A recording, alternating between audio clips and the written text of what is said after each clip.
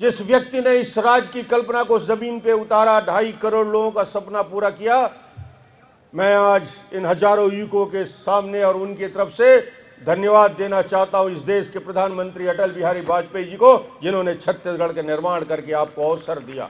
और अवसर के साथ संभावनाएं, संभावनाओं के साथ चुनौती। दुनिया की सबसे बड़ी लड़ाई हम लड़ रहे हैं नक्सल के खिलाफ, बस्तर से सरगुजा में। सीमित संसाधन के बावजूद उस चुनौती के सामने छत्तीसगढ़ ने पूरे हिम्मत और हौसले के साथ आगे बढ़ने का निर्णय लिया। आज सरगुजा पूरी तरह से हमने बेहतर तरीके से स्वतंत्र कर लिया है, वहां नक्सल आतंक समाप्त हो गया है और धीरे धीरे बस्तर में भी शांति होगी, विकास होगा। इसमें आपको शक नहीं करना चाहिए, शंका किसी को नहीं होना चाहिए। अपार संभावनाओं से भरा छत्तीसगढ़, उस पलायन की पीड़ा को खत्म करना,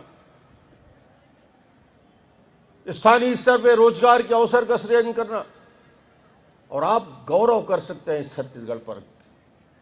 हम गौरवान्वित होते हैं इस छत्तीसगढ़ पे कि ईश्वर ने यदि कोई राज्य बनाया है जिसकी एक एक इंच जमीन उपजाऊ है, जिसका एक भी हिस्सा ऐसा नहीं है जिसे अनुपयोगी कहा जाए। बस्तर में शानदार साल के, सैगोन के, कुसुम के, महुआ के, आंवला, हर्रा, बहर्रा, चिरौंजी, वन भरा हुआ है वनोपज से। सरगुजे की वादियां, बेहतर जंगल, 12 मासी बहने वाली नदियां। यदि बस्तर में ऊपर में सैगोन के साल के जंगल हैं तो नीचे आयरन ओर है। रायगढ़ में यदि बेहतर उपजाऊ जमीन है तो नीचे कोयले का भंडार है। यहां बॉक्साइड है जिससे एल्यूमिनियम निर्माण किया जाता है। बिजली के उत्पादन में हम बेहतर तरीके से काम कर रहे हैं। मैदान जहां हम हैं, रायपुर, बिलासपुर, जिसका बड़ा भाग सिंचित है, खेती योग्य जमीन है। छत्तीसगढ़ में हीरा है, छत्तीसगढ़ में बॉक्साइड है, आयरन ओर है, कोल है, डोलोमाइट है। और आप आश्चर्य करेंगे कि हिंदुस्तान का कुल उत्पादन होने वाला जितने भी लोहे बनते हैं, हिंदुस्तान का कुल उत्पादित होने वाला लोहे का 27% अकेला छत्तीसगढ़ करता है। देश की आबादी का 2% छत्तीसगढ़। 16% से ज्यादा, 18% हमारे पास एल्युमिनियम हम पैदा करते हैं। 25 से 26% देश के कुल उत्पादन होने वाले सीमेंट का छत्तीसगढ़ का शेयर है।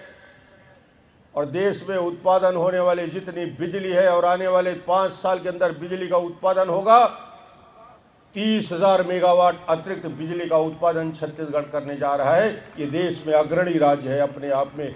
जो इंडस्ट्री, एग्रीकल्चर और डोमेस्टिक सेक्टर में जो पावर की सप्लाई छत्तीसगढ़ में, हिंदुस्तान में कोई नहीं कर सकता। आप ऐसे राज्य में हैं जो हिंदुस्तान के 6 राज्यों को बिजली देता है, ये छत्तीसगढ़। जो 21वीं सदी में तेजी के साथ विकसित होने वाले राज्यों में जिस राज्य को पिछड़ा कहा जाता था, आज छत्तीसगढ़